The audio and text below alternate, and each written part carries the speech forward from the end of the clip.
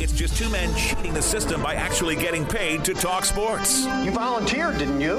We're paying you, aren't we? Good thing they like being heard, because we don't pay them that much. It's like people only do things because they get paid, and that's just really sad. The first of the duo is never shy about letting you know where he stands. Okay, hot take, but I like your confidence. The other promises he'll grow on you with time. It's like a new pair of underwear. At first it's constrictive, but after a while it becomes a part of you. Together, they're bringing you the best in Oklahoma State sports talk and their opinions on sports topics from around the country. That's right. Listen up. Hey, listen up. You. Patrick Wheeler. Let's stomp these dudes. And Zach Lancaster. Everyone is stupid except me. This is the Afternoon Sports Drive on the Triple Play Sports Radio Network.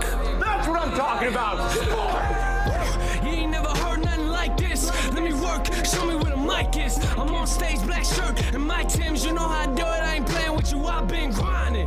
Anybody trying to sleep on me, better do something with your eyelids.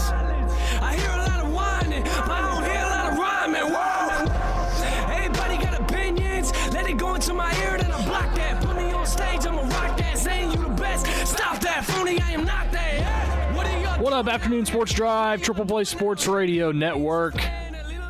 Patrick Wheeler and Zach Lancaster here on this Wednesday. Tom Dorado going to join shortly, hopefully, at some point. Really, really good day, though, in the world of sports, because Oklahoma State went ahead and had a really good performance last night against Marquette. We're going to get into that. We got Baltimore and Pittsburgh right now in the NFL in a 2:40 Central start. Yeah, you heard that right. This game was supposed to happen on Thanksgiving night. And here we are. I think that Mike Tirico said they're exactly like 180-something hours later from original kickoff. So that's where we are with that game. Pittsburgh is up 6-0 on Baltimore. There's already been 3 turnovers in the first quarter with these combined two teams. But, Zach, anytime you get NFL, college basketball, all kinds of good stuff in the same day, it's a good sports day. Yeah, it's weird. It doesn't feel like a Wednesday. And to go right along with it, 3 turnovers in the first 10 minutes of a ball game. And they were bad turnovers. They were bad. Too. Yeah, they were bad. You had a Robert Griffin pull the ball out and just drop it. 2 really ugly interceptions, a pick 6. Yeah. I mean, my goodness. RG3's made 2 starts since 2016, so it's been a while. Yeah, this is the proof. Yeah, it really is. This is why. The Ravens were supposed to have, originally you have Lamar Jackson, J.K. Dobbins, Mark Ingram, all your guys. All those guys are out. You have a lot of your defensive linemen are gone. Some of the offensive linemen are gone. Your main tight end is gone. So they're out there really, really kind of fighting for their lives right now against Pittsburgh. But keep updated on that game, as we do have NFL action here going on today. Tom is in studio as well. Tommy D, what's going on today? I think this is where they should put the NFL every week. 3 o'clock on a Wednesday. Really? When nobody gives a damn. Yeah, that would be good. I don't know if nobody gives a damn. Well, you do, but you're obsessive about the NFL. I do enjoy it. No. I think you go way beyond enjoyment. It's okay. It's all right. Yeah. I'll give you that. It's all right. But yeah, no, I actually do. It's nice having it in the middle of the day. Got the North Carolina game about to come on with Texas. They're playing in the Maui Invitational Championship. Which is not in Maui. No, it's in Asheville, North Carolina. A little different. Yeah, this year. And I just want to say that, Zach and I actually talked about this a little bit yesterday. I turned on the game at the end of the day yesterday when Carolina was playing on the phone. Mm-hmm. And I turned the volume up. And Bill Walton on the call, I listened to about 10 seconds. And it blows my mind that ESPN continues to throw him out there on broadcasts when he. It's just, I can't wrap my head around the whole idea of you do something so poorly, we're going to continue to reward you and put you on big time games. Well, he's a.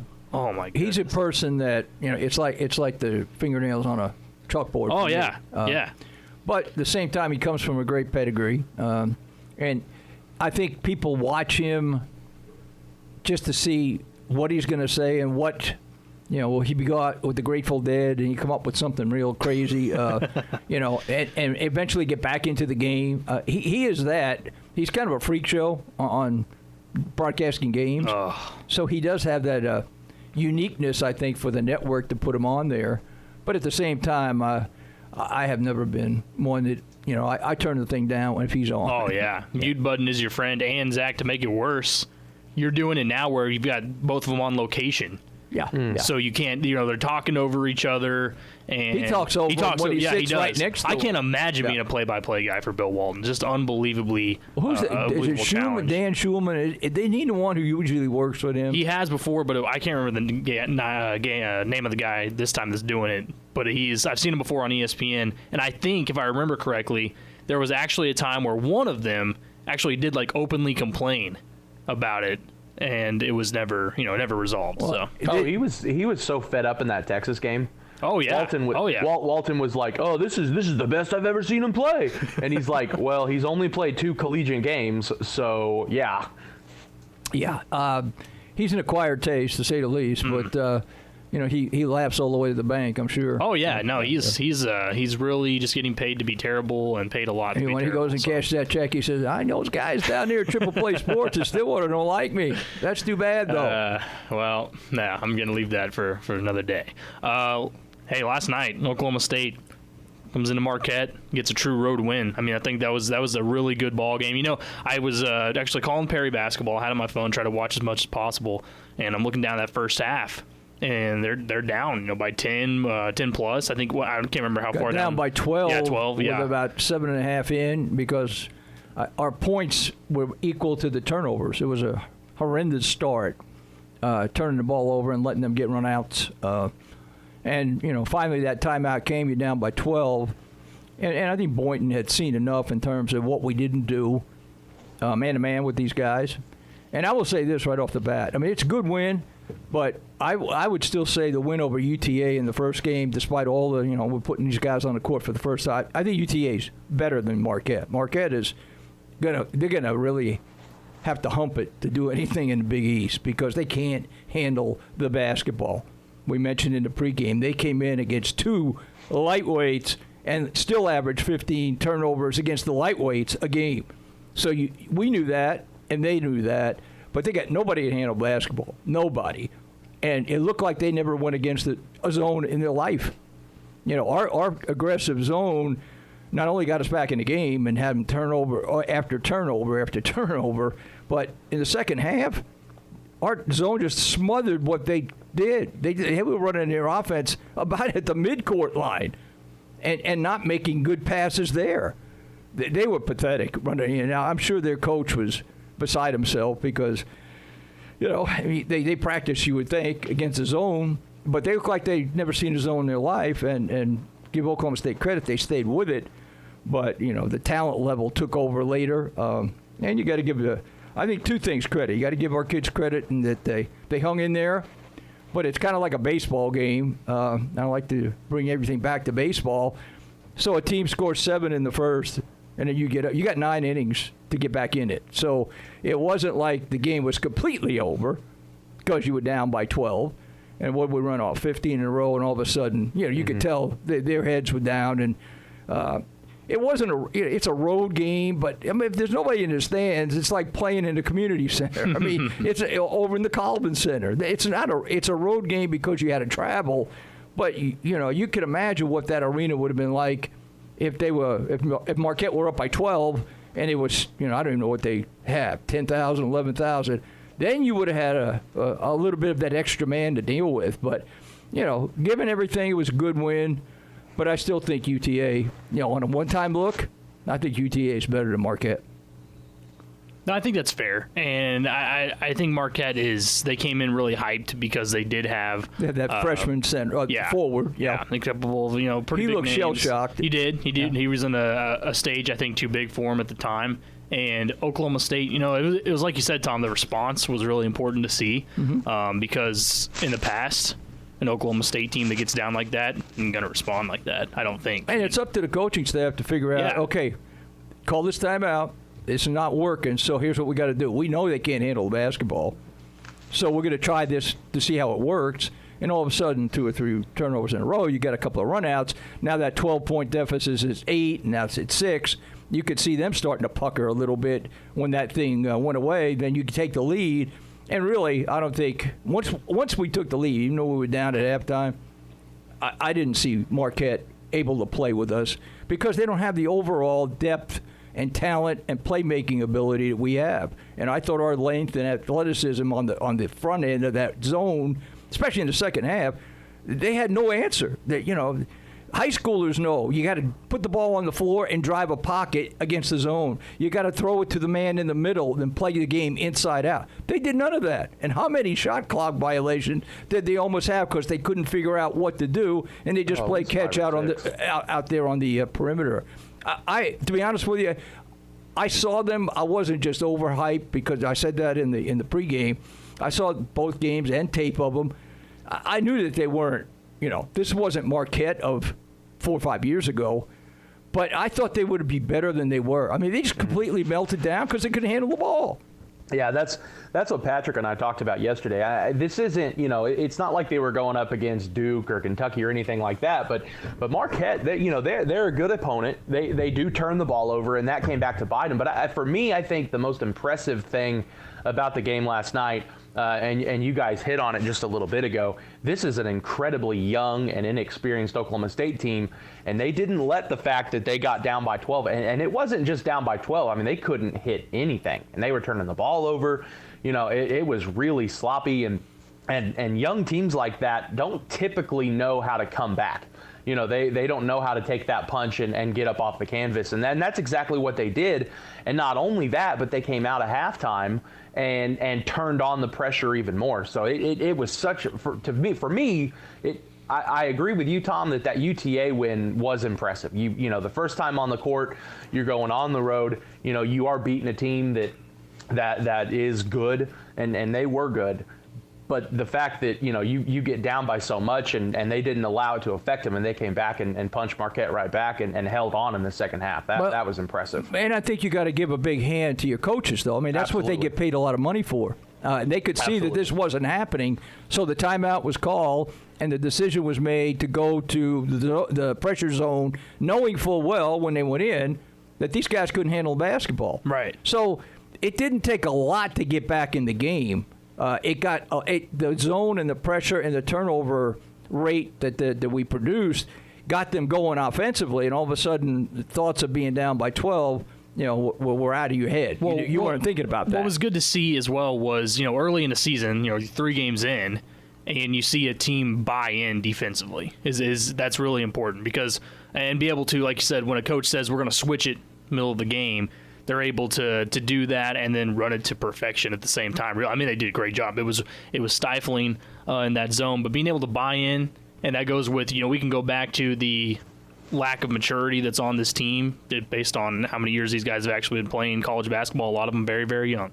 And with that being the case, you know, they looked like they had played together for a long time last night. That was good to see. And 3 games in, that's really important. And then as far as the offense, you know, it's, again, another example of Cade not having to do everything.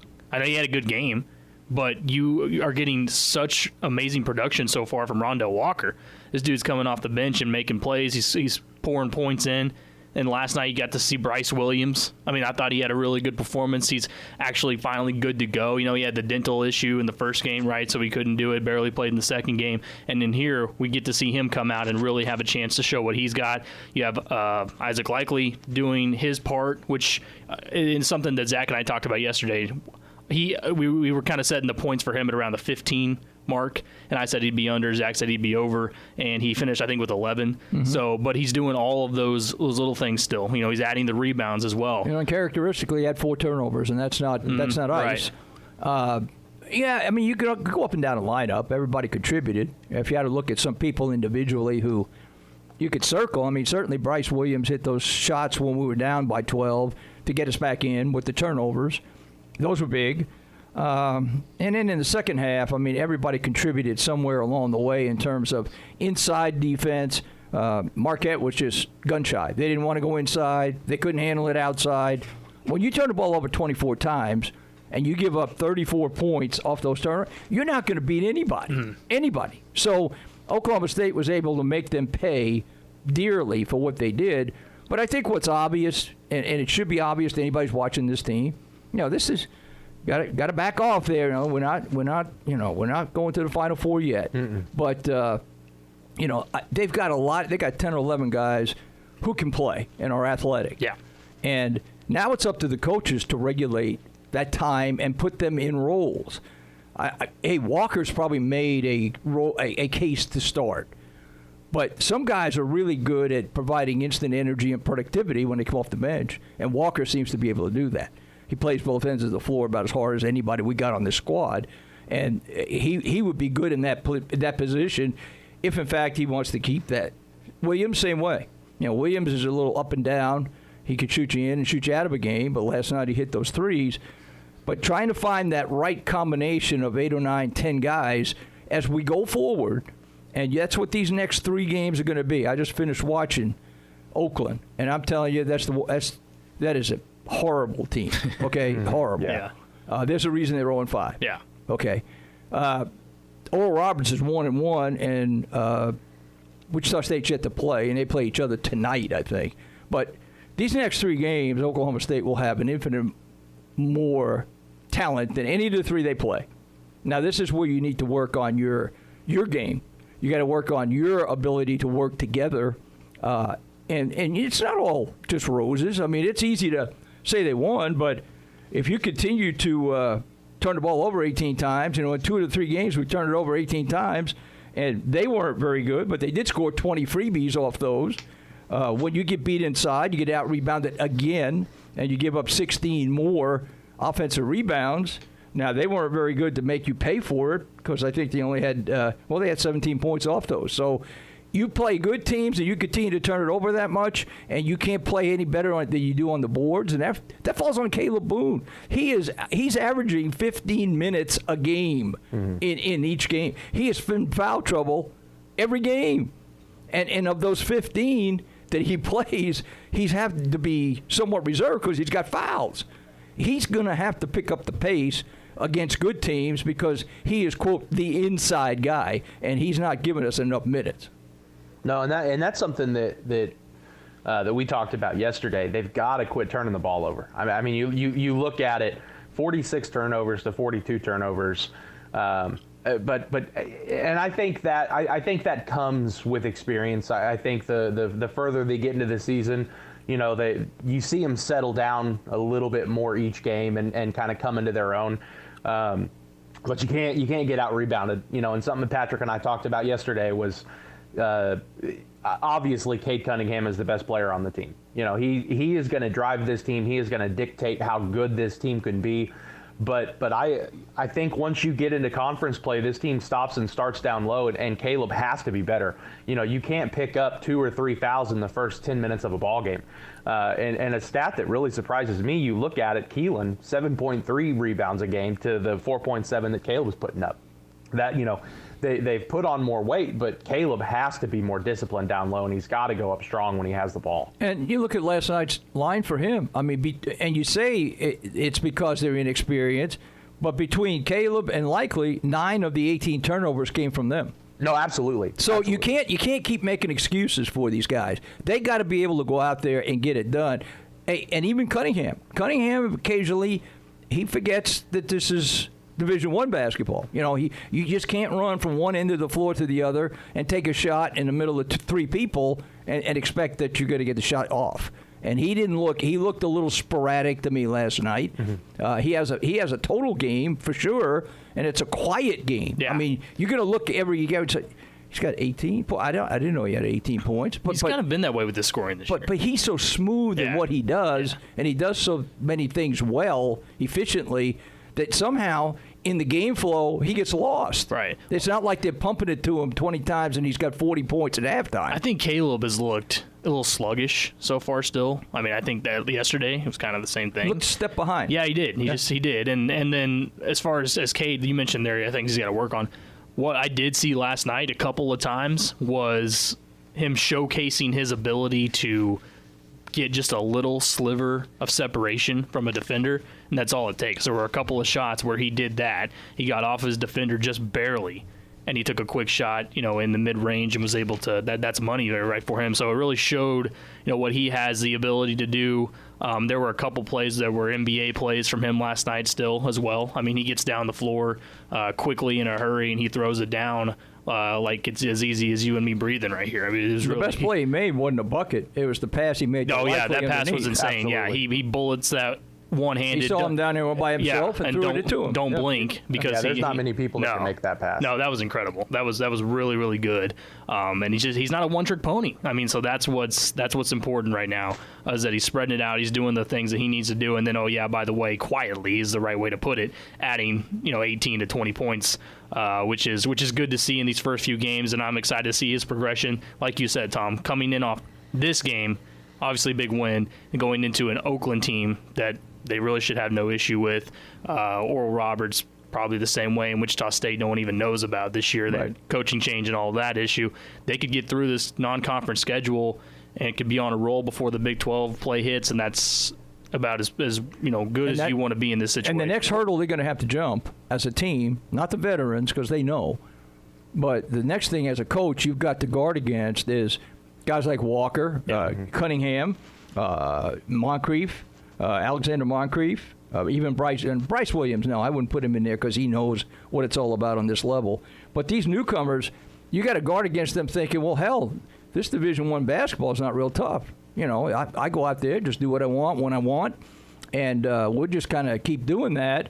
I would think it'd be a hell of a practice here tomorrow probably to get them ready and get their heads out of the clouds. And, they're going to sail for 3 games. But I'm just telling you, things change dramatically when the Big 12 opens up, even if it's TCU, because Jamie Dixon is not going to let Cade Cunningham beat him by himself. Other guys are going to have to do it. Well, and TCU's getting good play from Mike Miles, and then you roll right around to Texas, and Greg Brown is one of the hottest players in the country right now. So, you go to Austin, and I understand that, even with this pandemic, you're probably looking at, right about what the men's team average is for fans, but, the only time that the seniors last year won in Austin, or the seniors last year in their career won in Austin was last year. Mm-hmm. So I mean, Austin's not an easy place to go, and when they have one of the better players in the country, I like what you said, and Patrick and I mentioned yesterday, if they could get past Marquette, which I am very glad to say that we were both wrong in picking Marquette to win, that if Oklahoma State can get past Marquette, then I think they'll start non-conference play. They'll start at 6-0. Sure. Uh-huh. They'll get past Oakland. Yeah. They'll get past Oakland easily. They'll get past Oral Roberts easily. No one knows what Wichita State's doing, but they don't have a coach. So they can get. And they're going to roll into TCU 6-0, like you just said, thinking, you know what, we could do whatever we want. This is easy stuff. Big 12 plays a different animal. I don't care who they're playing.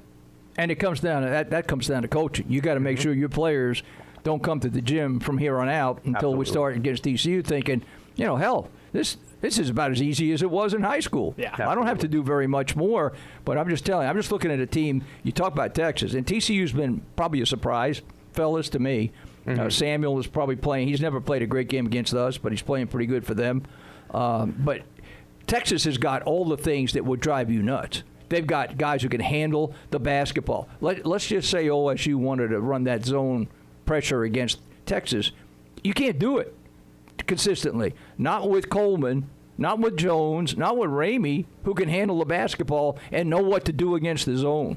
So you're in different challenges every time that you have to play.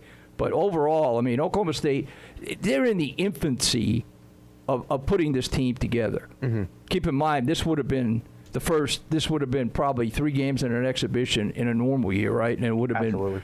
So I hesitate to just say, start crowning them national champions just because they beat a Marquette team that I wonder if, in fact, if they can't handle zone and can't handle pressure any better the rest of the way, probably won't be in the NCAA tournament. They didn't look like an NCAA tournament to me. They've got a long way to go. Yeah. I mean, I think that's fair. When we come back here on the afternoon sports drive, we will get into some Oklahoma State football later on. There's a lot of issues going on, Tom, believe it or not.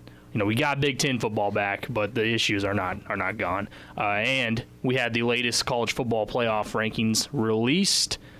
There's already been a lot of people upset with that, too. Well, you know what? Oklahoma State's in a situation, and have been twice this year football-wise, just don't play, and you jump, a ton. Yeah. I love the conspiracy behind Oklahoma State rising to 15. Have you guys seen this? No, what is that? The only reason that Oklahoma State is 15 is to pad OU's resume to try to help get them into the playoffs. Who threw that out? Robert? It's all that over sounds like Twitter. something Robert and Zach would concoct right there. Oh, no, not me. Oh, man, we got to get into all that coming up. Show brought to you today by Furniture Showcase, located corner of 5th and Main, downtown Stillwater, and online at stillwaterfurnituresshowcase.com. More to come here on the Afternoon Sports Drive on the Triple Play Sports Radio Network. You can call till your voice is running out, but I can't hear you now. I can't hear you now. I'm somewhere far away where you can't bring me down, so I can't hear you now. I can't hear you now. Yeah. Welcome back, Afternoon Sports Drive, Triple Play Sports Radio Network. Show today brought to you by Furniture Showcase. Right now, they still have in-store Black Friday savings. They continue through next Monday, so you have all your time in case you missed Black Friday, which wasn't normal anyways this year. But you can still get that going through next Monday. And it's so much easier than having to go all the way to the city. You don't have to go to Oklahoma City. You don't have to go to Tulsa. You can stay right here in Stillwater, shop local at Stillwater's Furniture Showcase. Again, downtown 5th and Main, or online at stillwaterfurnituresshowcase.com. All kinds of good stuff there they've got going on. Appreciate them. Oklahoma State football. Let me put a postscript on basketball, then we move on. Yeah. I didn't mention this, and I don't know how many people really recognize it or knew. I guess if you just take roll every game, then you can figure out who's out there, who isn't. Yeah. But we had two players that didn't make the trip. Yep. Harris and Anderson. Yep. And try to protect their health status and all.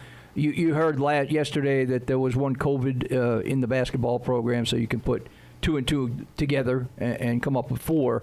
And Anderson's a guy that has come off the bench for us in the first 2 games and provided, I think, plus performance.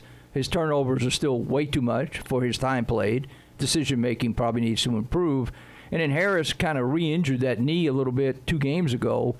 And I think he's okay there, but if you missed it and you weren't paying attention, didn't look at the box score, or you really don't care one way or the other.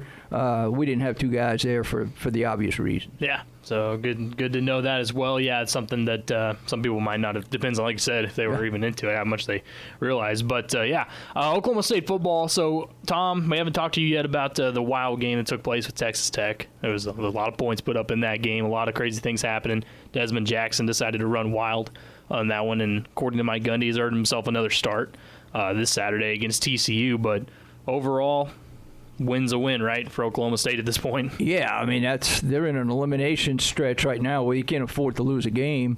And if Oklahoma State does get to Arlington, they ought to send Matt Wells a special invitation on the sideline to come join him, because it was his decision that kind of turned the game around to go for an onside kick. In the third quarter, and we berated that, or I have, all week long. But I understand maybe what he was thinking, but then I say, what were you thinking? I mean, good night. You just battled to take the lead, and he's going to tell me, well, if we recovered that, and then we go down and score again, and we're up by 2.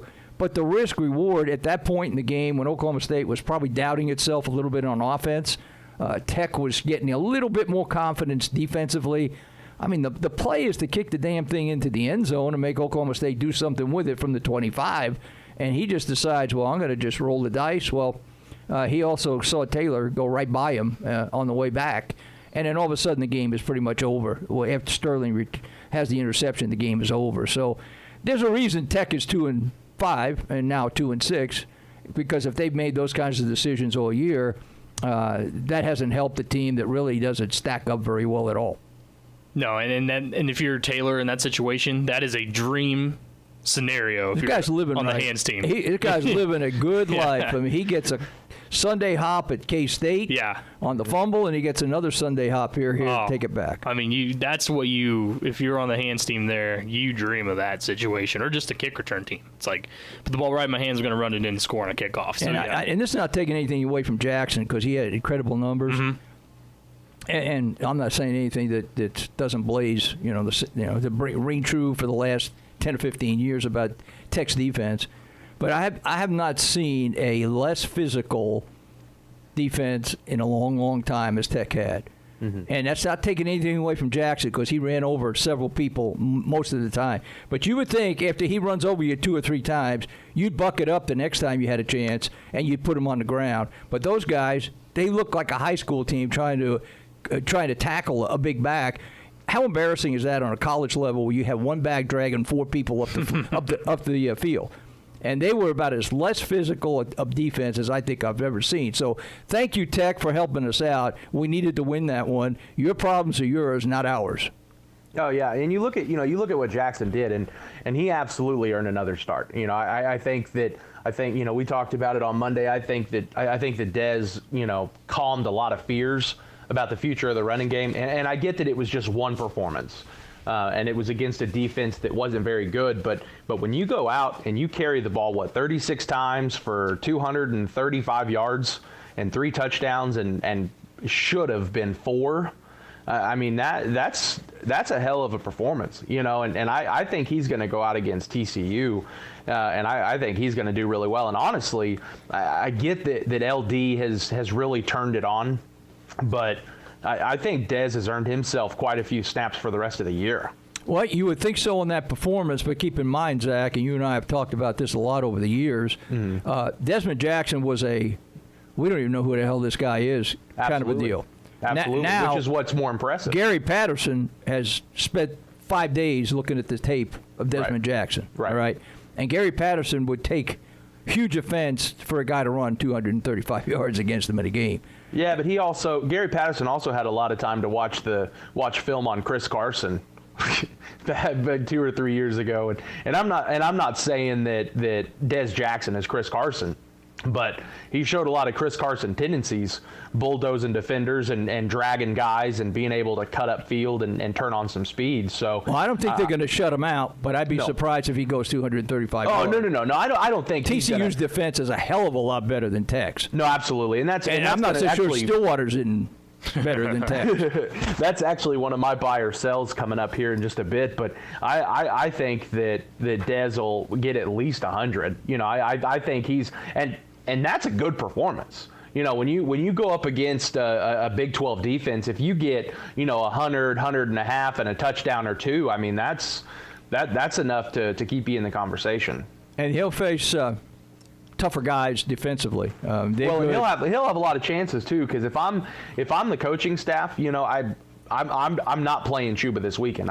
You've got to get him healthy. He's been so banged up all year long. What are we getting him healthy for?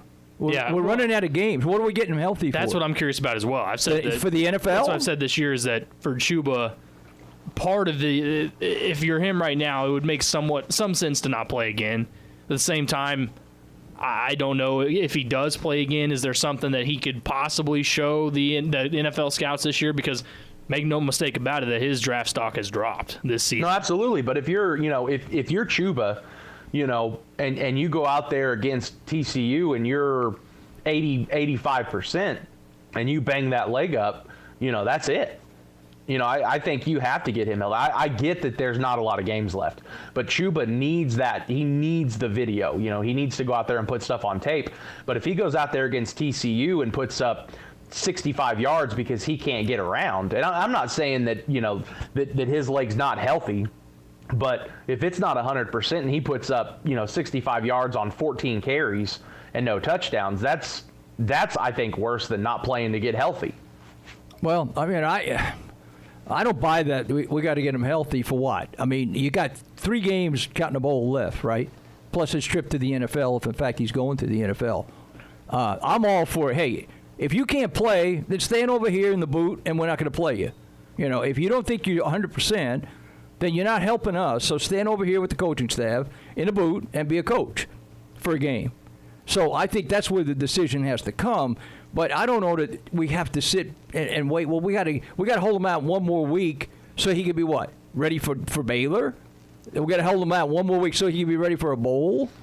If he's going to be evaluated by the NFL on just 3 games, the last 3 games of the year, they can go back over the rest of this year and see that Chuba wasn't the Chuba of a year ago. Yeah, well, that's what I'm saying is there is a sort of a fine line here for him, because I'm with Zach. I think that he was able to add tape, there would need to be like 2 really, really good games, right, that he would show. And I'm not sure that's going to happen because I don't honestly know if this entire season how much Chuba has actually been healthy this entire season. I mean, he's been limping all year. I mean, really from the start. Yeah. So I think that's been the case this entire year. So does he gain a ton by coming back? Maybe not. I really do believe as far as his prospects towards the NFL, this is a lost type of a season for him. It hasn't done anything for him. I think you look at the circumstances this season has presented. I think that, Chuba is obviously very talented. He's very athletic. He's very good. But, when him and Tylen and obviously, Rodarius is just turned heads. He's just caught fire. But you look at when those 3 guys announced that they were coming back, I think if you were smart, you could probably see a pandemic coming on the horizon, but it wasn't an issue, and if you look at the offensive line, it still had all its pieces. You were healthy, you didn't have to worry about it, and making the college football playoff with everyone healthy and without guys leaving, I think was a very real possibility. And then you lose spring, you lose the summer, you lose 3 offensive linemen before the season even starts, you lose 2 in the first game, you lose guys throughout the year. Chuba gets banged up, Spencer can't turn, he keeps turning the ball over, he doesn't have any time, he takes too much time, there were so many factors throughout this season that it made sense for Chuba to come back before the pandemic hit. And if it were a normal year, I'm not saying that, if and nuts, but and you can't predict whether or not he was going to get injured. But I don't think he has the year he has if they go through spring and the offensive line is okay. Because even if Galloway retires, you're not cutting 2 guys off the team for, whatever they did, the boneheadedness, with COVID and, breaking team rules and all that. Well, I mean, it depends on how you want to look at it, Zach. Lots of what ifs. I mean, yeah, I'm not a what if guy. Okay, this is. That's why I present it. This is what it is. It's just what it is. Absolutely. And what it is.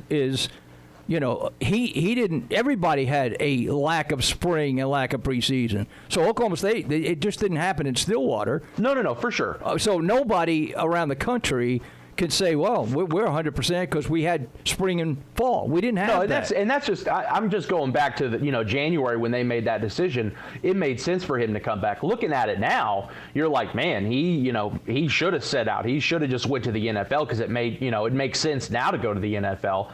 But in January, they had a legitimate chance, I think, to make the college football playoff. And we'll see what happens in his evaluation now. For sure. But I don't think that the NFL is just going to turn a blind eye to what he saw last year. No, not. And that's, it's still the same guy. That's what I'm saying. It's not enough to get him a first or second round pick. No. But I maybe late second. But I think you're looking at third. Maybe I think a third round pick, unless he just goes out to the combine and runs a 4.3 and just blows everybody away, which he absolutely could. Absolutely. A team's going to pick him up. It's just no doubt. It's just that he's going to make money. Yeah, it's just that there was a couple of things that I've hit on over and over this year that he really, really needed to improve for the NFL to have teams that really wanted to move him up the board, and it was not able to do that. It was a mixture of what Zach was talking about, but also, I mean, I think there were plenty of times where he seemed a little lagging out there, whether that was just straight injury or whether that was his head is somewhere else. I don't know. I think there's a lot of different things personally for him that are going on, as well as the injuries, the offensive line, the way that the offense has run as a whole. Let's not forget, this has also been a tough offense to watch at times this year overall, too. Quarterback problems have been an issue with that as well, other injuries, blah, blah, blah, whatever. So all that being mixed in, Chuba, yeah, not the year he wanted. And looking back on it, he would have loved at this point, I'm sure, if you were being completely honest, to have said, I wish I would have gone straight into prepared for the draft and moved on. So, and I get it. I really do. When we come back here on the afternoon sports drive, we are going to round out hour number 1, the drama going on in the Big Ten. Kirk Herbstreit, he's kind of like your voice of college football, right? At least for ESPN. Well, for somebody. For somebody, yeah. And he had something to say about the Michigan-Ohio State matchup that ruffled a lot of feathers. Yeah, so we'll talk about that coming up next on the afternoon sports drive.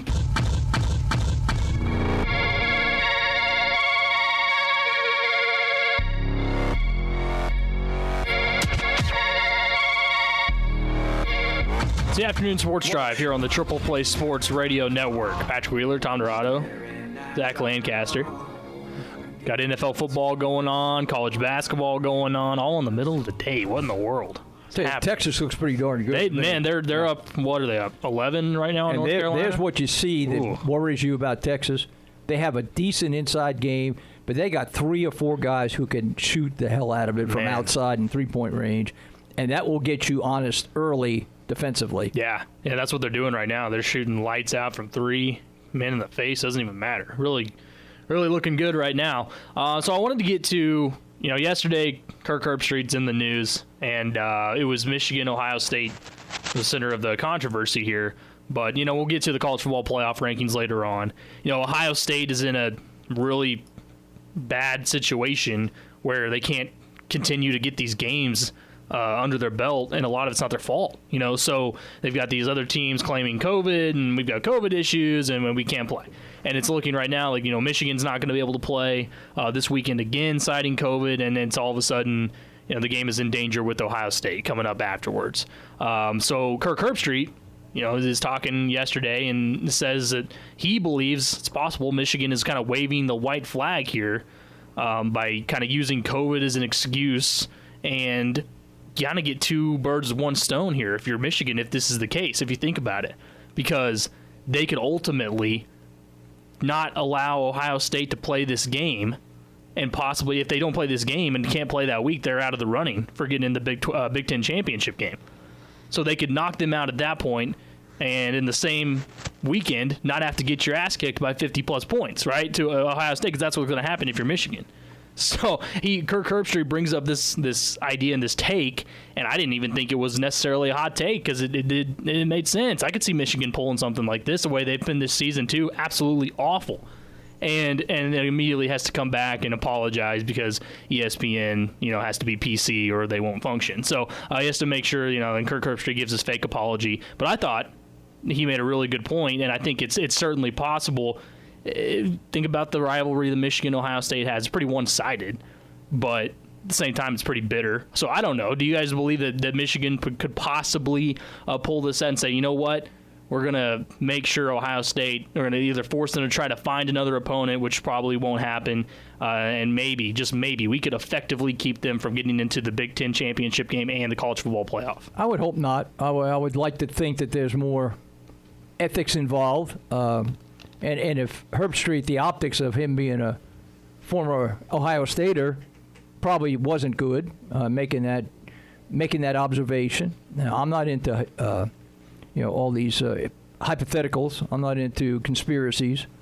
Would it happen that way if all of a sudden Michigan decided not to play? Yeah, I guess it would. It could have happened that way. But at the same time, you got to have some faith in the system. And Herbstreit knows better than that. That if it would reversed, would he like somebody from Michigan being on there saying the same thing about Ohio State?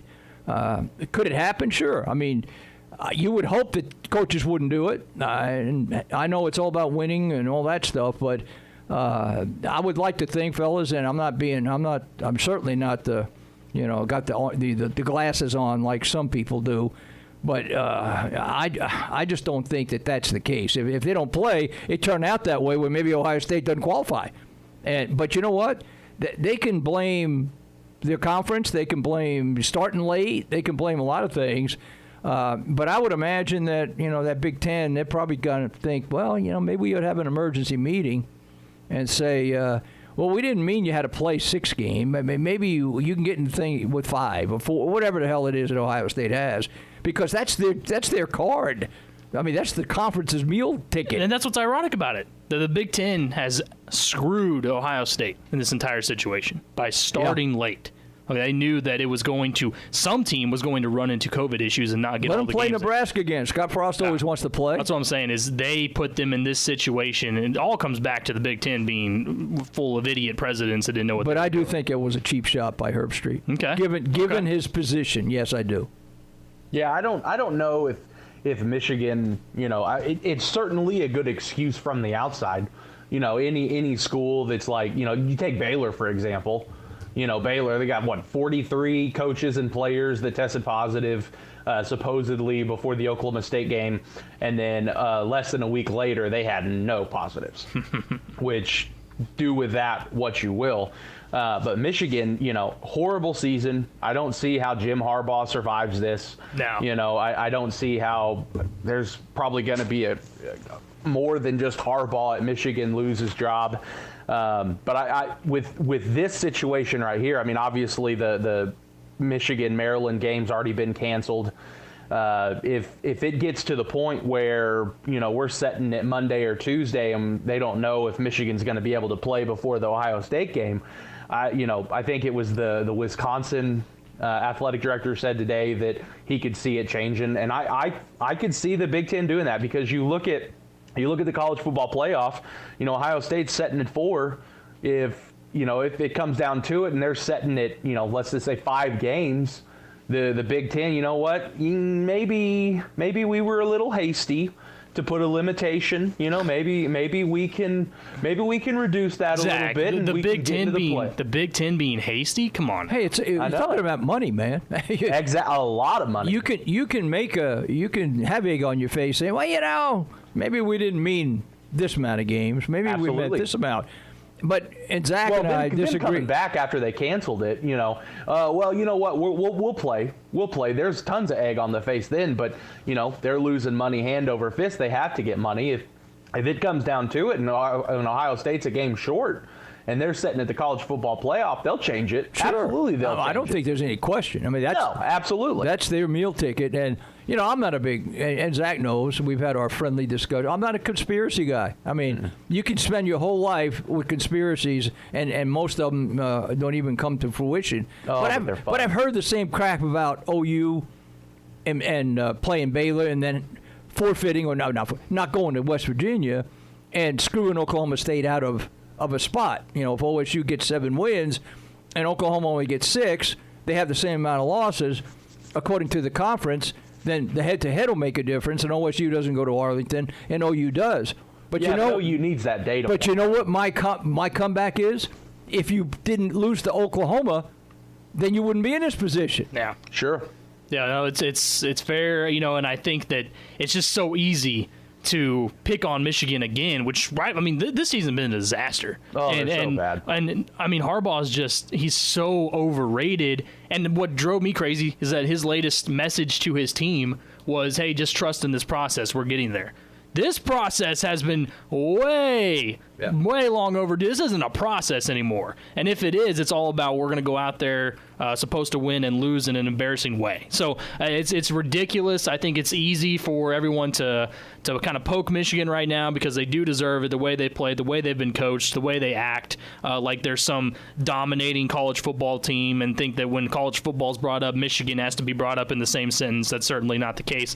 So I think that's kind of where, and maybe, I don't know, Herbstreit, look, he has a lot of sources. I don't know. Did he hear something that he just leaked or whatever it could be? Or it could just be him going out on a limb and saying it's possible that Michigan is being a bunch of you-know-whats and doesn't want to play. Once again, I think there's a demeanor he has to have in the position he has, even if he doesn't believe it. But he'll come across as being, well, that's a Buckeye, right?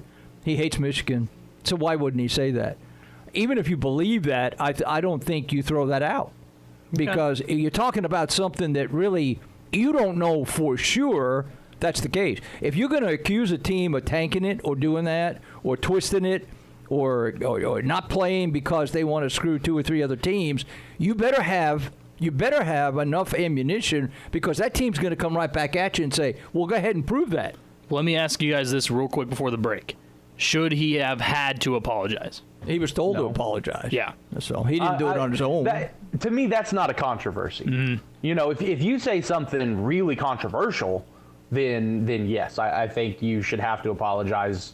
But, that's not a controversy. No, I think it's ridiculous. Not at all. It's ESPN. But it was in ESPN's mind. Well, yeah. No, for sure. But that's what I'm saying is ESPN is about as soft as it gets. You can't say anything. Tom, you think Dax Hill made the right choice?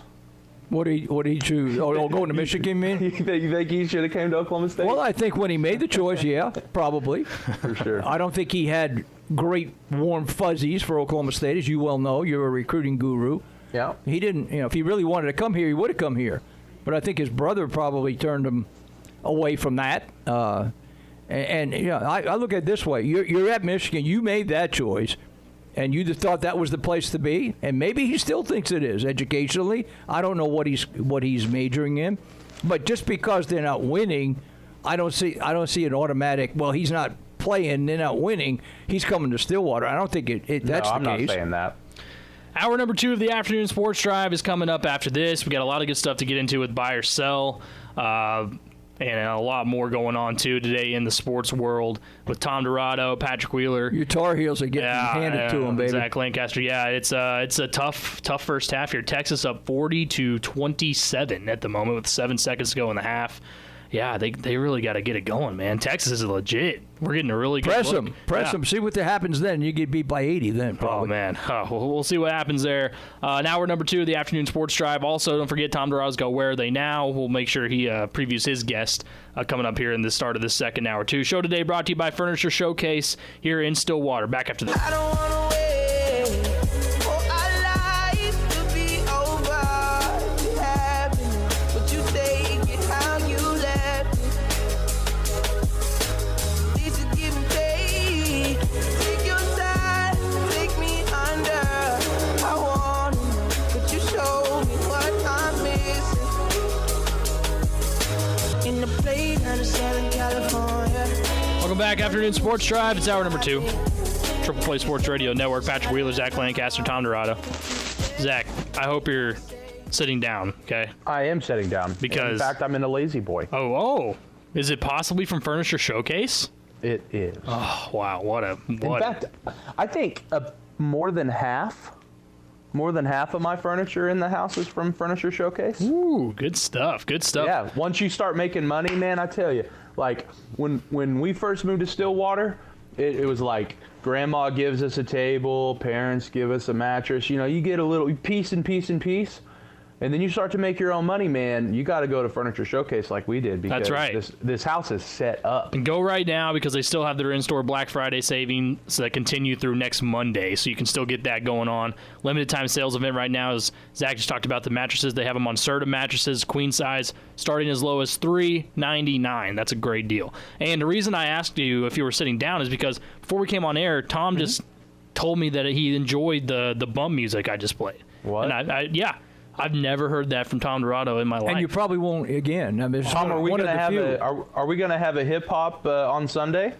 Ooh, yeah, and I've been trying to get him to do that since I got here. Lancaster, you know better than to ask that question. A hip hop jukebox? You know better than to even mention jukebox and hip hop in the same breath. Tom, you do know what hip hop is, right? Unfortunately, okay. I do. Okay. And it will never darken. Never darken. That's right. The reason you is because you've been on my show. So yeah. That's true. I really like this song, but I'll never play it. Yeah, that's about right. Now I said I liked it. I didn't say I'd play it. No, he just said he liked it. No. I'll take that because that's a win right there. Hey, you know what time it is. Are you buying? I'd buy that for $1. Or are you selling? You'll pick up the phone and you'll sell. This is Buy or Sell on the Afternoon Sports Drive. Make money, make money. Buy or Sell, Afternoon Sports Drive, Triple Play Sports Radio Network. Tom Dorado's going to get in on it with us as well. I got a lot of good ones here today. I can't wait. This is going to be my favorite segment today because of the ones I have here. But you know what? Saying that, I'm going to leave the suspense, Zach, because I know I went first yesterday, so I'm going to let you go first today. Well, I said it in the message that I sent you. You took my Rondell bit. I did. Yep. That was going to be my first one, but instead I'll use this one. And Tom, I want you to hop in on this as well because I think that you could have a very interesting opinion on this. Mason Rudolph becomes a starting quarterback at some point in the NFL, and not because of an injury. Buy or sell? I think I'd sell that. He hadn't shown anything yet to me that he could be a starting quarterback anywhere. But then again, you could come right back at me and say, well, you hadn't had the opportunity. I mean, he's playing behind Big Ben. He's not going to play there. Maybe that's not the right fit. And I probably would go along with you saying, well, look around the league. There's some. Hey, do you think maybe he could have been as good as Colt McCoy is going to be for the Giants Sunday? Well, could have been better than what Denver had this past week. So yeah, maybe I would back up on the sell. Maybe I'm about half between the sell and the buy because I really don't think he will be.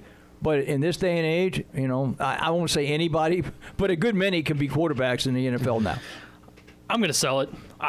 He will never be a starting quarterback unless there is an injury. And that was the only thing that he got going for him when Big Ben was down last year. And then I think, he even got hurt it was either he got hurt or he just got benched. I think they wanted to bench him anyways. He got hurt, yeah. They wanted to put Duck Hodges in. So, and he kind of took over and played better than Mason Rudolph, and he was the third string.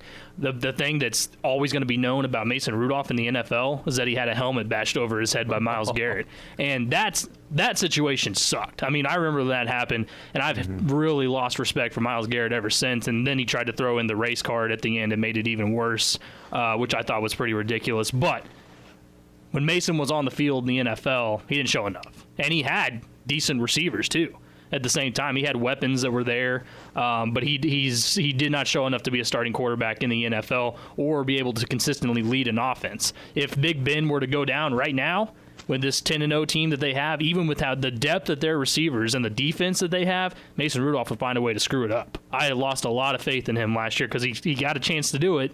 And I know college, and it's one of those situations where the college game didn't translate when he got a chance, And part of that maybe is because he didn't immediately get to go in and be the guy, had to wait until his turn came around. But you, as a backup quarterback, are going to get very few chances to show what you have. And we've seen at times that backups, when they do come in, they've taken over some teams because their performances have been so good. Mason Rudolph, he was never going to take over with Big Ben there, but still what he showed wasn't good enough. When Big Ben retires, they're going to be going in the draft looking for someone else. Yeah, I'm kind of with Tom.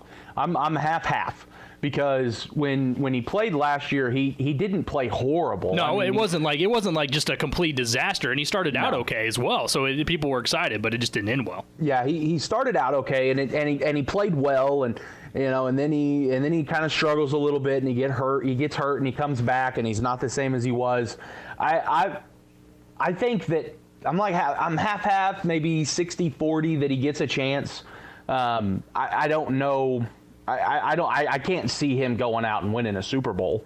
The pro game is just so different than the college game, and he's the perfect college quarterback. He's not mobile, but he's got a great deep ball. He's got a great intermediate. The short to medium game is all right. He's not great, but yeah, I think he gets an opportunity.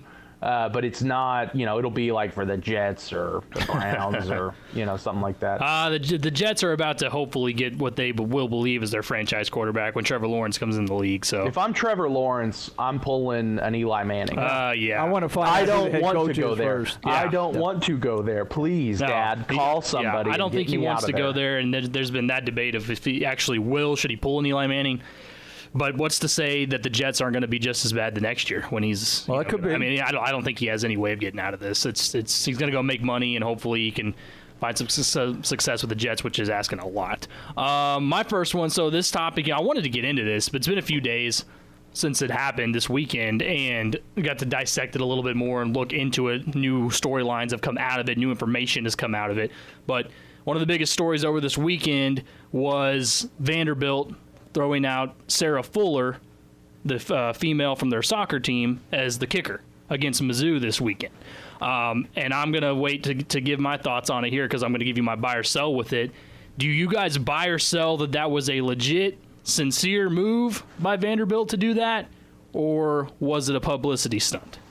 I'm going to say both, probably. What are they, 0-8, 9, whatever the heck it is? 0-8. So you're trying to generate a little bit of positive attention, I would think.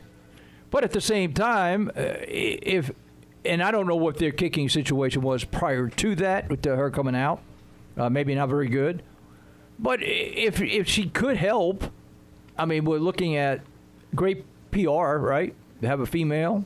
You got great publicity for your program. The school was cast in a good light versus being 0-8 and getting rid of their coach. So I would say from a practical PR viewpoint, it was really good.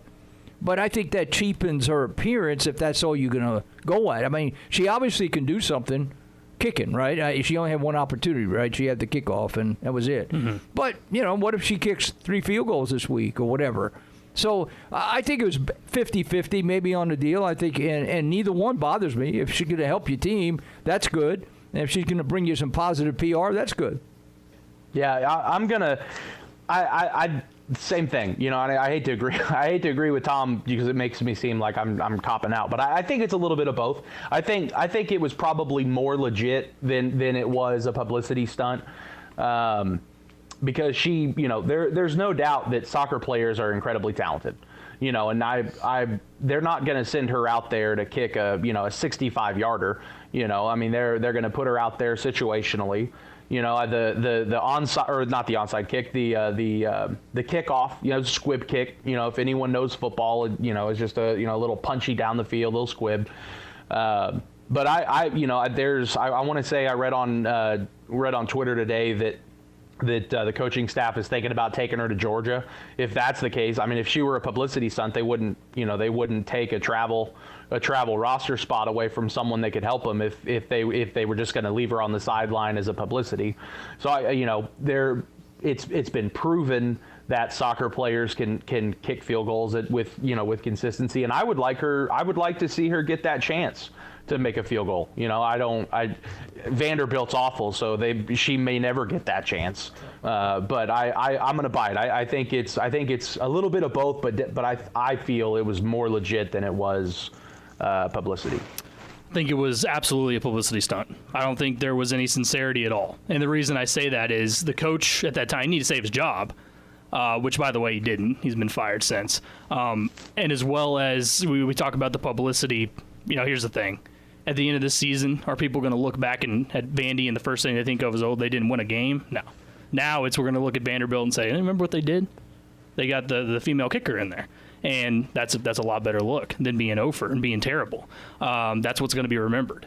I won't even actually call this a smart PR move because it's not sly to me at all. It's so obvious. So it's not a PR move to me that even made sense. Apparently, you know, we hear these news stories coming out. The punter they had, who, by the way, was like player of the game against Mizzou. He punted 7 times and averaged like 45 yards a punt. He apparently isn't a great kicker, but had the ability and was going to be able to kick off, was going to be able to kick extra points if they needed to. What were his numbers in terms of field goals and extra points? They don't know because he's a punter, so he doesn't have any of that. So we're assuming that he's better than we know, right? We're assuming that he has they said. I've read enough things of people out of Vanderbilt, and we've seen some stuff. I'll show you guys later if you look at special teams groups, I mean, punters and field goal kickers and place kickers, you know, what do they do during practice? They're on the spare field punting and kicking field goals. They all kick field goals and they all punt. So I would assume that he could kick field goals and extra points. And I don't know about the consistency or the distance. Right. But extra points, yeah. Well, and that's what brings me to the point of you heard during the broadcast. They said, well, the Vanderbilt coaching staff wasn't actually comfortable with her kicking a field goal unless they were around the 14, 15-yard line. And even that would be, you know, something they would hope. So when I heard that, I actually thought to myself, okay, well, you're telling me that no other person on the team or anyone else that apparently tried out, because they had a tryout, couldn't kick past that distance. Didn't really buy that as well. And I had no problem with men or women attempting to do something that's out of the norm, you know, and it's fine. And if she had gone out there and was able to actually do it, and you know, and was able to actually kick off, because by the way, the squib kick, I mean, we're celebrating like it was a great kick. No, it wasn't a good kick. I saw it. It wasn't anything extraordinary. It gave Mizzou great field position. Yeah. So the thing that I just don't understand about all this is that we have to act like. And there's a lot of people, especially on Twitter and social media and sports media, that act like this is a huge, groundbreaking thing. And immediately, here's the thing. If you are talking about it in a different way, if you take the different opinion besides the, oh, my gosh, this is groundbreaking crazy, what do you do on social media? What do you call it immediately? Misogynistic, sexist. You don't care about females in sports, blah, blah, blah, all of this. I've seen a lot of female sports personalities on social media, especially claiming that, hey, this is what happens when women try to go into sports and they screenshot a bunch of trolls and bots on Twitter that are posting sexist comments. And I'm thinking to myself, really? We're going to take fake idiots on Twitter as where we're going to stay, you know, look at everything. So I don't think there's a bunch of real life people spazzing out of sexist remarks when they saw this. Questioning it? Absolutely. But it's healthy to question things. And what we found out as well, and the things I read with Vanderbilt, there was actually no tryout. There was no tryout at all. This was we are going to let her get in here, do her thing. And then you hear about that not only did all this happen, at halftime, she addresses the entire team with a halftime speech. Okay, when was the last time anyone that was brand new to a team got to have the floor and address everybody? And she talked about, well, you know what, we need to all come together and play for each other and all this and all. You think that's what Vanderbilt wanted to hear right there? They know that they're crap. They want to get this game over with and move on for the rest of the season. So it was a publicity stunt, 100% a publicity stunt. They wanted Vanderbilt to be shed in a different light, in a better light. But what did it hurt? Well, it gets people to understand. Here's the thing. What did it hurt in terms of on the I don't on the care face about value? the idiots Nothing. on Twitter, and I don't care about the idiots on social media. But what did the actual thing hurt? You're still horrible on the record. Mm-hmm. You can't win football games. Are you costing some 4-5-star kicker playing time because you bring her in? So what in the grand scheme of things, other than people on Twitter and have nothing else to do but bitch? Their nose was at a joint. What did it hurt? And there were two. There was another defensive guy on the team that actually kicked all the way through high school and was willing to do it. There was a former Vanderbilt kicker that was in med school at Vanderbilt, had the ability to come back and do it, wasn't allowed to do it. So I just see. I'm not afraid to call these things out. I mean, because it's something that is so clearly obvious, and a lot of people will immediately get sucked into it and think, oh my gosh, this is groundbreaking, and this is really amazing. It's something that's never been done, but there was nothing done. And I just think that we have to look at it with a different objective view instead of just assuming that. And like I said, if a female could go out there and kick field goals and was, actually making a difference, I'm all for it, man. Let her go. Let's do it. But this didn't do anything. This was a bad attempt at PR. I mean, I look at it from the grand scheme of things, and I don't see what it hurt. I mean, they're going nowhere. All these great kickers you just talked about, they could have come out. Would they have made a difference in a football game? Probably not.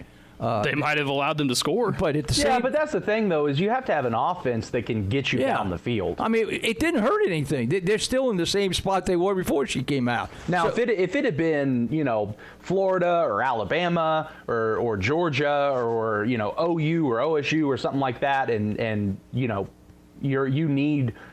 can get down the field to score points, and they just brought some random person on, and you know what, kicker, you're not going to play today.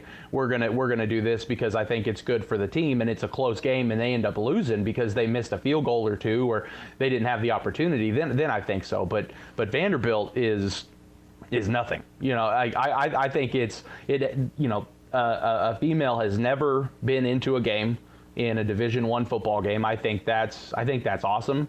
I think that they should take her to Georgia, and I think they, God forbid, the offense should ever do anything. I think if they get down into the red zone and they can't get in, let her kick a field goal.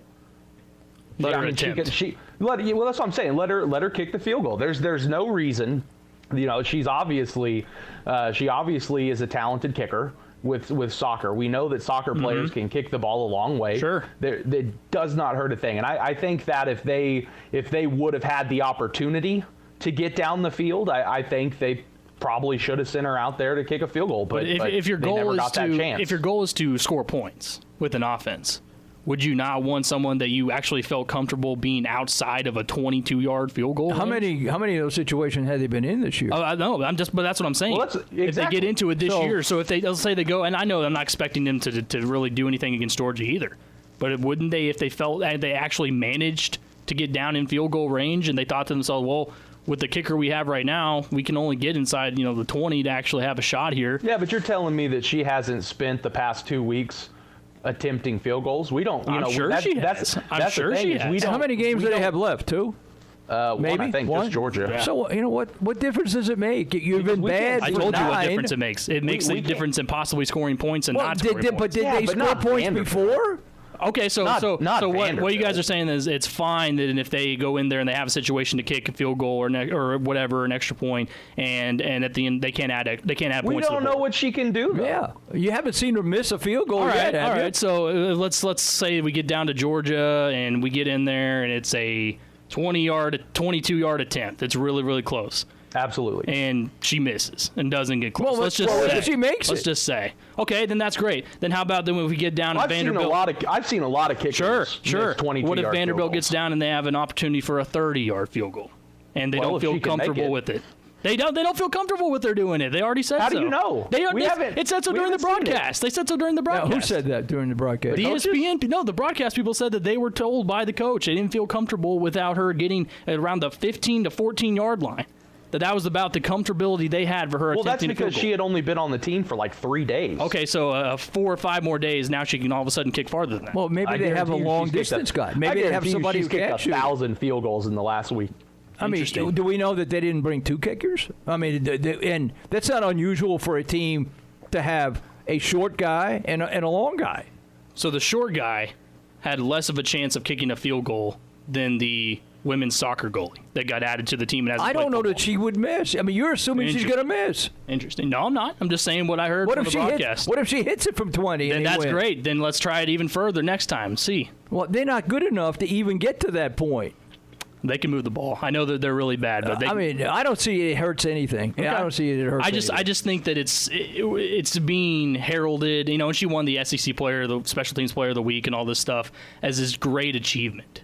I didn't realize that. Really? Yeah, for a terrible squib kick. Really? I'm going to call things out when I see it, and I think this was an absolute publicity stunt. I don't think there was any sincerity to it. They didn't have a real tryout to give anybody else an actual chance.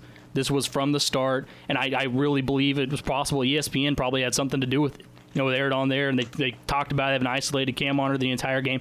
Not threatened by it, don't care. I just think that it's fair to call it out when nobody else will. Everyone just immediately buys into, oh my gosh, this is just groundbreaking. We got to celebrate this like nothing happened. Well, thank God you got a show. I mean, that's the rest of the world wouldn't be enlightened about your stance. Yep. So it is I think we all agree that there's a publicity angle to it. I think you'd be naive not to think that. But at the same time, you're in such a dire strait, and you're going nowhere anyway.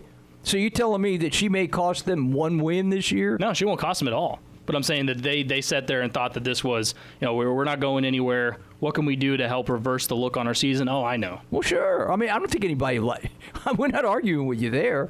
But that was all. But I don't see anything wrong with it. Okay. All right. I mean, we're going to agree to disagree on this one. But you know what? We're going to have to. It's okay to have discussion, isn't it?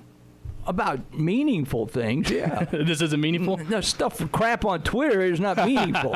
No, my point, again, on Twitter was that you actually have a bunch of sports personalities that have platforms that go and decide to base everything off what a bunch of fake people on Twitter say because of course, you're going to go down and you look at the comments on things on Twitter, and it's sexist and misogynistic, and then a lot of them are trolls and bots. And they take that as their group and say, look, this is all what men do when women try to get in sports. It's not true. It's not true at all. They're trying to push. It's so funny because the most tolerant people, at least they claim to be, are the least tolerant. Yeah, you got to admit though, there's a lot of jackasses. Oh yeah, there's plenty of them. Thank you. I mean, we're making it sound like just because somebody goes on Twitter and bitches about this, that it's gospel and we should follow it. No. I'm saying that if you are and I'll be happy to show you a bunch of different tweets from a bunch of different big-time sports personalities. Personalities, yeah. Or like broadcasters? Yeah, broadcasters, writers, all kinds of stuff. And they would have they've got a reason to have an opinion, but I don't think that their opinion's any more than anybody else's. It's not like this was Florida, as Zach pointed out, and in your SEC championship and your chances in the CFP are riding on your decision to put a female as a kicker who can't kick it more than 20 yards. Mm-hmm. This is not that. No, it was just a situation where they said, maybe get a better look on Vanderbilt University. Oh, I know. We throw out a token, and that's what it was. It was a token. Well, yes, you're right. But, maybe now we got both of you guys. I'm on with both of you guys now on Wednesday. Occasionally, I'll lead both of you out of the Twitter darkness and into reality because you guys live in a fantasy world when you base everything on Twitter and Facebook and social media. Tom and social media, the great rivalry that will never ever end. We come back, or we got to get the rest of we can get the rest of our by ourselves, and we'll finish that. We got 4 more. We got 4 more to get to. We're going to get to what we learned as well. Tom, also, real quick, who do you have on Where are they now coming up? Well, he's a guy that we don't have to introduce, but I will anyway. Brendan Manzer, we're going to have him on. And Brendan, of course, I feel is one of the best young color analysts in college basketball nationally, and does the ESPN work, ESPN Plus work, and all that. But we're gonna dive deep into the Oklahoma State basketball team from his perspective, what he thinks, what he sees. He's been around it. What he sees through 3 games, what he sees in the future, and obviously we'll get into the Marquette game as well. You know, Tom, you give a lot of really good interviews. You know, you have a lot of great Where Are They Now segments. Yes, sir. But I have to say that one of my favorites, and it has to be Brendan Manzer. The stories and he just gives such good interviews. And you know what he is too? He is a unique guy in the fact that, you know, he does Big 12 specifically, but he does other teams as well. But the Big 12 coaches know where he played. They know he played at Oklahoma State. And when he's doing games with their team versus Oklahoma State, there's that great respect for him and the trust factor for him that they'll tell him what's going on in their world, knowing full well he's not going to run right back and tell Mike Boynton. He's so unbiased. He's got the ethics that makes him. Plus, he knows the heck out of the game. So absolutely. I always look for him. And knowing him since he was a kid here as a player, I've known him for a long, long time. So I look forward to having him on. That'll be good stuff coming up at 5 o'clock. Show today brought to you by Furniture Showcase. We're back after this on the Triple Play Sports Radio Network.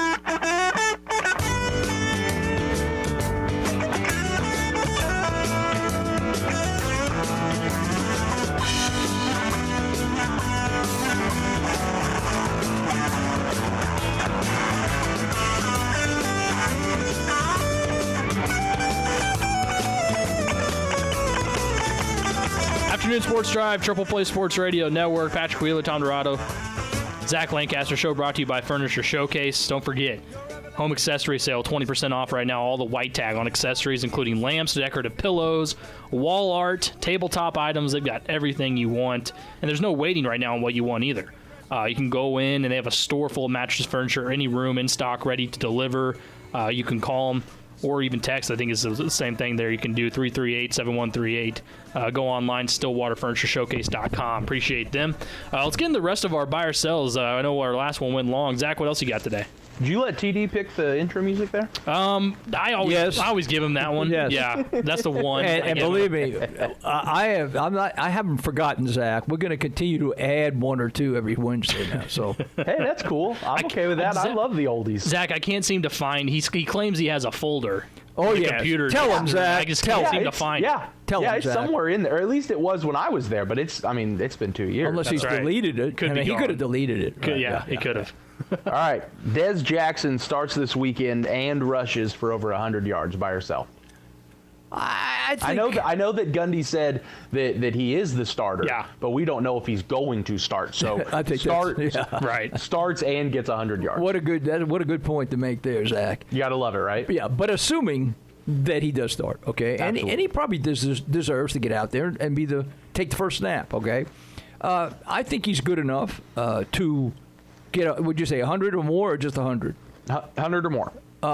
Rushes for over 100. I'm buying. I think he will. Yeah. I thought the exact same thing. It's funny when I heard the he's going to start again. Well, start means take the first handoff, and that could be it. Now, I'm not saying that's going to be the case. I think he will have a decent workload in this game, but it's all going to come down to if Chuba actually plays. He'll cut into some of the snaps. I'm assuming, Zach, I don't know if you have more on this, but if LD's ready to go, or is at least going to have a chance to play, then there's going to be, I think, a little bit more of a committee type style going on. Not saying it's nowhere going to be near Dez carrying the ball 36 more times. No. And I think that's way out of a good guess there. That's and then same with touches. He's going to have, I'm going to guess, somewhere he might get around 20 touches, and that may be game flow dependent. So I'm going to say that I'm going to sell that he goes over 100, believe it or not. I will say this, though. I like him over 100 total yards because I think he's going to get maybe 2 or 3 more receptions in this game. They're going to use him in the passing game a bit. He can be a check down artist, in this one as well. So give me over 100 total yards, but I think he's less than 100 rushing yards. He will get the start. He'll be out there for the first series for sure. But if LD or Chuba are good to go, then we're going to see 3 different backs against TCU.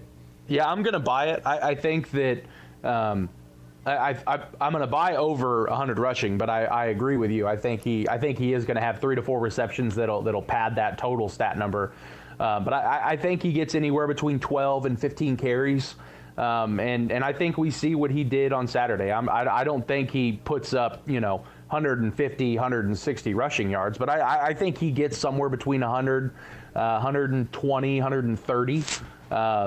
We saw what he did last week, and I get that TCU is a better defense than Texas Tech, but they're still Division I athletes, and they did have troubles bringing him down. Yeah. But he broke a lot of tackles. He ran really, really hard. And I was impressed that he had that hard running ability on times, and then he was a bit of a finesse back, dancing around a little bit. But I'm going to buy it. I think he gets 12 to 15 carries and over 100 yards. Okay. Buy or sell. We mentioned this a little bit earlier, but buy or sell that Ohio State actually will play Michigan. Is this game going to happen? Now, that's 2 games away, right? Yeah.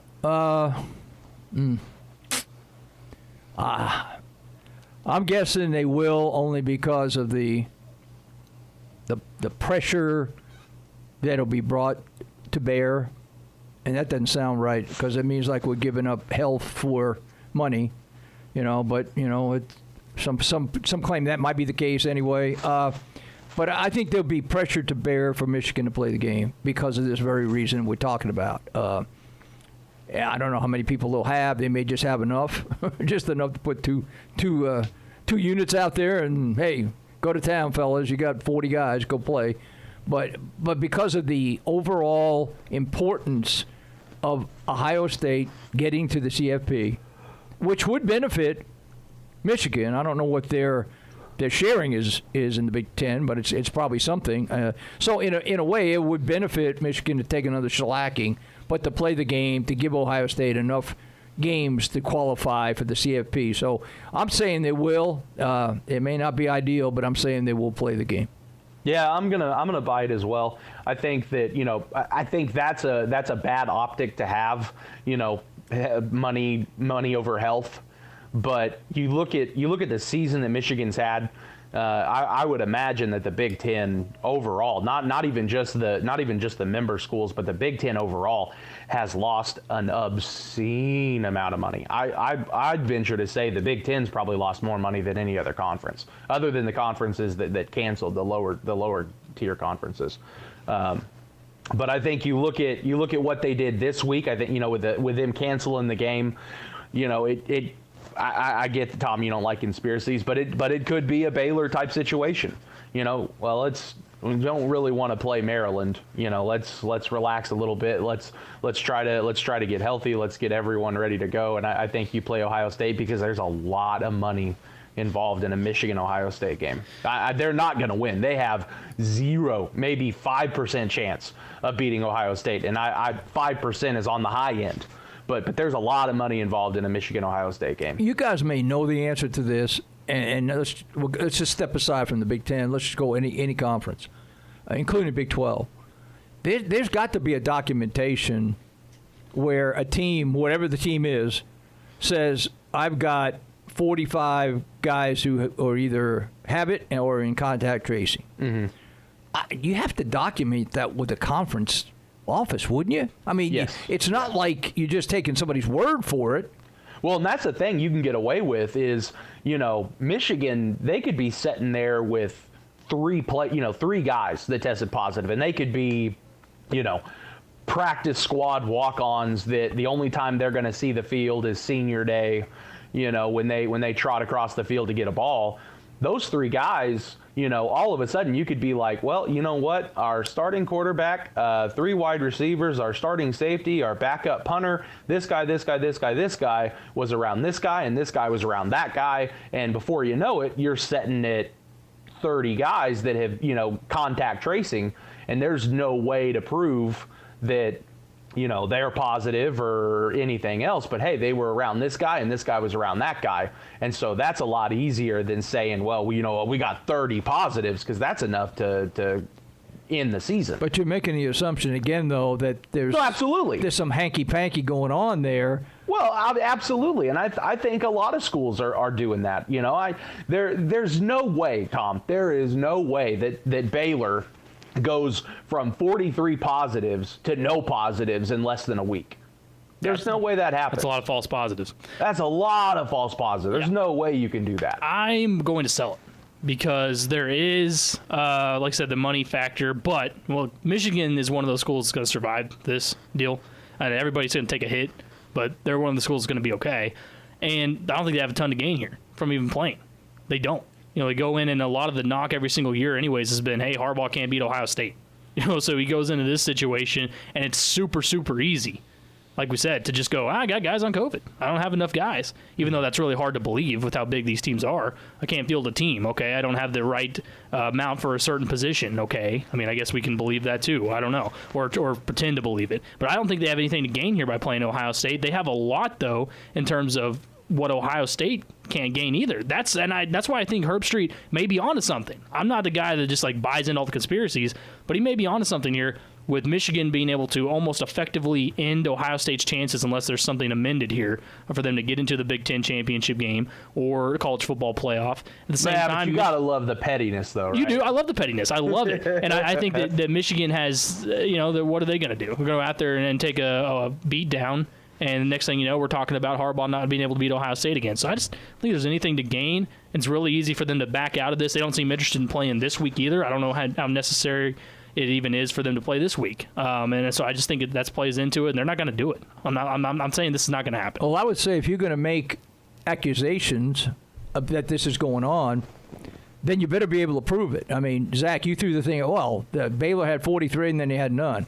Well, You better be able to go prove something like that if somebody takes you to task and says you're accusing us of doing this. Now, what are you going to do? How are you going to prove that happened other than just saying that? You can't. So that's the danger of running your mouth about conspiracy theories. That's why Michigan could be in such a good spot, though, too, at the same time. Why is that? Because you couldn't prove anything. They could say, well, it's your word against ours. No. I think there is a way you can prove it. You can go in and document. Every school's got a medical team. So if the league thinks there's some arm twisting going on and some hanky-panky going on, they can go to that medical team at that school. I would think the league would have the jurisdiction, lack of a better word, to go ask that team doctor and the team medical team and say, you show us who's got it and who has contact tracing and why you came up with this number. Well, see, that's the thing, though, is you can come up with, and I'm not a conspiracy theorist when it comes to COVID. I nearly died. I get it. Mm-hmm. I understand it. But when you're a struggling team, you can say, well, you know what? We had this many people test positive, but they were false positives, but we didn't know it until it was too late. Or contact tracing. You don't have to prove contact tracing. There's no way you could just be like, well, this guy was positive. Exactly. And he hung out with this guy and he hung out with all these people at dinner. And then all of a sudden you're sitting at, 17, 18 guys who just happen to be exposed to one guy, but in the same position group. That one guy exposed this guy, and he exposed that guy, and he exposed that guy, and then there's no testing. It's just, well, he was around it. Well, I'd throw this out to you. Oklahoma State has not done it yet, and they have seemed to be operating on a different level when it comes to COVID. Absolutely. But let's just say they come up with next week a reason to cancel a game. Are you going to levy the same accusations at Oklahoma State? Probably not, because you work in this market. But others could think the same way. Oklahoma State, though, you look at what they have to lose, though. If they beat TCU this week and they beat Baylor next week, there's still a chance that OU could drop a game or Iowa State could drop a game, and then all of a sudden you're back into the Big 12 title talk. Yeah, there would be no reason. And there's not enough time. What if TCU decided to call us this week and say, well, we can't play this game now? So you're going to get on Gary Patterson for trying to help another team in the league? I don't think so. But I think it's a conversation that needs to be had. And if there was I'm not saying that Gary Patterson's looking at OU and saying, you know what? I think you being in the championship is better for the conference because OU could make the college football playoff if some crazy stuff happens. But I think if TCU comes up and on Thursday or Friday, and all of a sudden it's like, you know what, we can't go, then I think you have to look at it like, well, I wonder what happened there. Especially if the number of cases before was really, really low, and there's this explosion of cases. Then you want to look at it of, well, maybe there was a crazy spread somehow, which is certainly possible. Yeah. But I think it's fair to look at it from a different lens too. And be like, well, I'm just not I don't know why everything in the world has to be a conspiracy. Why does everything in the world have to be that way? It doesn't, but I think you have to look at it from both sides, because just like Patrick said, it absolutely could be a super spread. One guy gets sick and he has 0 symptoms, but he doesn't know it, and it's, the day after. Because that's the thing, is you can test negative and be positive 20 minutes later. Get exposed. And so, you go, what is it? Oklahoma State tests, what is it? 3 days a week. Sunday, Wednesday, Friday. Yeah. So, like, you could test Sunday morning, get exposed and be positive right after breakfast on Sunday, and spread it Sunday, spread it Monday, spread it Tuesday, come in Wednesday and test positive, and then you've got 15 or 20 guys that also test positive because they were exposed to it too. But with how well Oklahoma State has done this year, and TCU, they had some flubs, towards the beginning of the year, but for the most part, it hasn't really been that bad. All of a sudden, you go from playing, several games in a row to X amount of positive cases, and you can't play a game. Isn't it fair to say? Fishy. Isn't it fair to say with Oklahoma State that I believe they've done a really good job medically in handling this. Absolutely. But in the summer, they had their own issues. We can't forget that. They were not well publicized. No, there weren't. And I said it to you, Tom, I think even on air, that was a perfect time. If you were going to have somewhat of a mini outbreak or a lot of cases on a team. Basketball got decimated in July. Yes, it was all during the summer. And Oklahoma State, they had those issues, and it was more understandable. Everybody wasn't in one spot and controlled and all this. They were all doing whatever. That's fine. But there's teams like that's actually benefited a bunch of teams by not having to worry about, Well, because you get, 2-3 months of immunity? At least, right? I mean, so what we know. And so I think it definitely plays into it. We got to take a break. When we come back, we will get into what we learned. And then, of course, Tom's got Where Are They Now with Brendan Manzer coming up as well after this.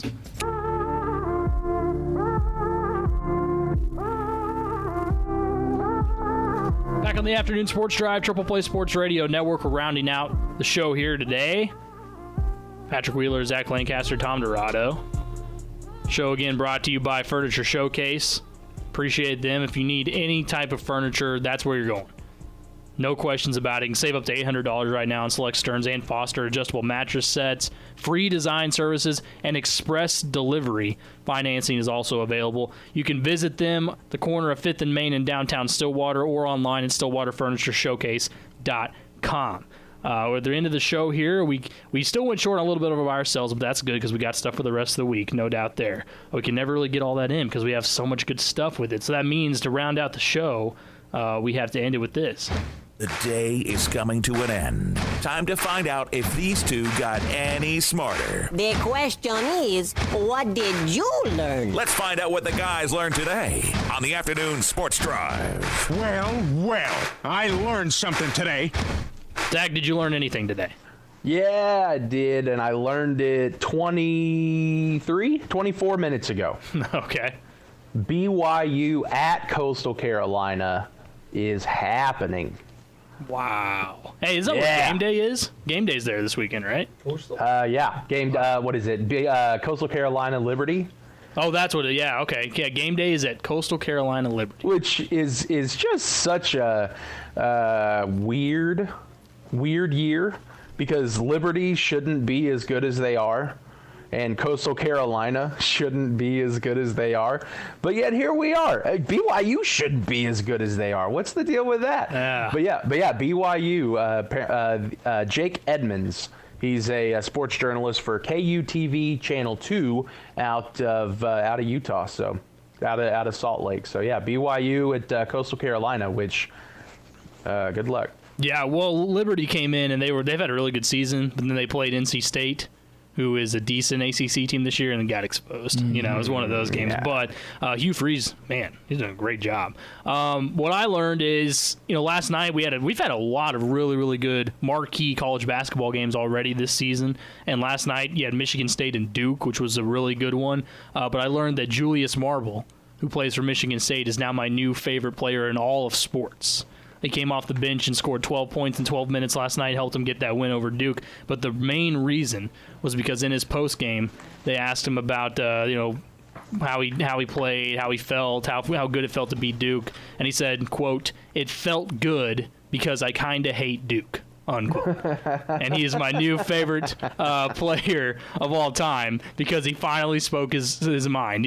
I guarantee there's been a lot of players, not just North Carolina or any of the rivalries in the ACC, that have played Duke and have probably thought to themselves, if they managed to win, man, I just really hate Duke, and that felt really good. And Julius like a Tom Dorado quote. Yeah, right. That's something Tom would say, right? Julius Marble said it, and I love him. Well, good for him.